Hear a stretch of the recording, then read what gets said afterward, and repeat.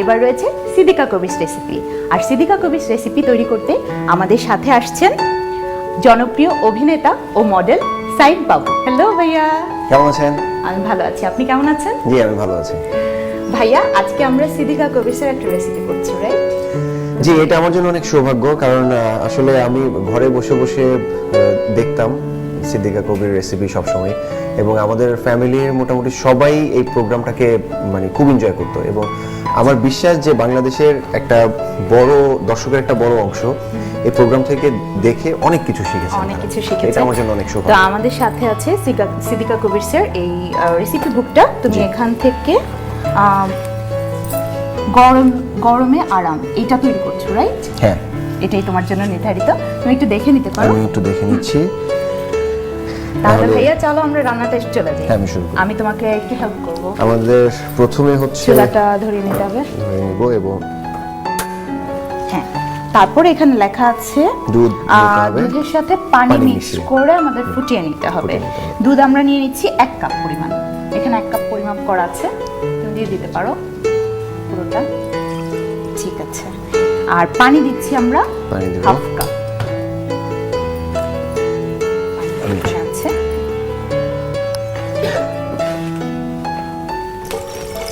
বাস এতটুকু দিলেই হয়ে যাবে।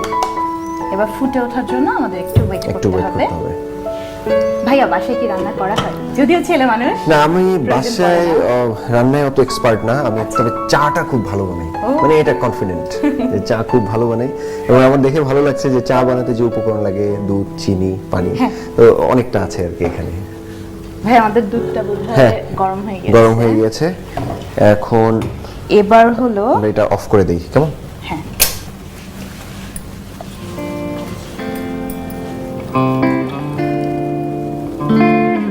ওকে।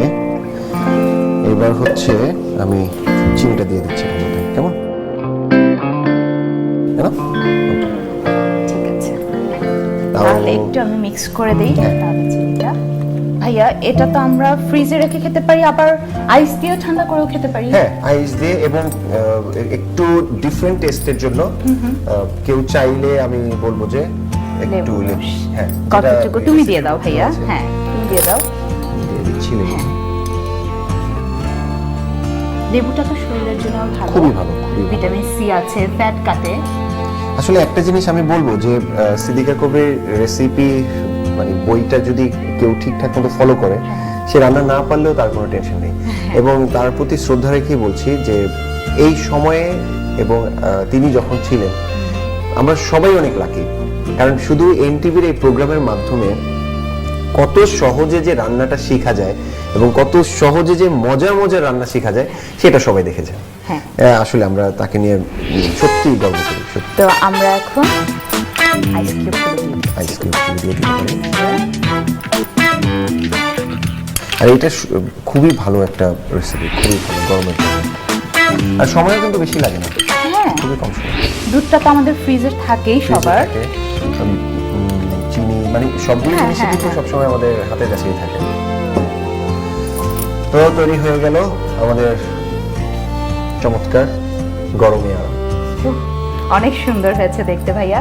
আর থ্যাংক ইউ তোমাকে, তুমি সিদ্দিকা কবির ম্যামের এই রেসিপিটা আমাদের সাথে শেয়ার করেছো, তাই তোমার জন্য ছোট্ট একটা উপহার, সিদ্দিকা কবির এই রেসিপি বুকটা। Oh thank you, thank you. I am really feeling good. কারণ প্রথমে ধন্যবাদ জানাচ্ছি আমি এনটিভিকে, যে এনটিভি আমাকে এত চমৎকার একটা প্রোগ্রামে নিয়ে আসার জন্য, এবং ধন্যবাদ জানাচ্ছি এই প্রোগ্রামের ক্যামেরার পেছনে যারা আছেন কলাকুশলী তাদেরকে। আর এত বড়, এটা আমার কাছে আসলে তো বড় একজন মানুষের এত চমৎকার একটি বই পাওয়ার জন্য আপনাকে অনেক ধন্যবাদ। আপনাকে অনেক ধন্যবাদ। দেখা হবে ইনশাআল্লাহ। দর্শক, দেখে নিলেন সিদ্দিকা কবির রেসিপি। প্রথমে 1 কাপ পরিমাণ দুধ নিয়ে তা প্যানে গরম করে নিতে হবে।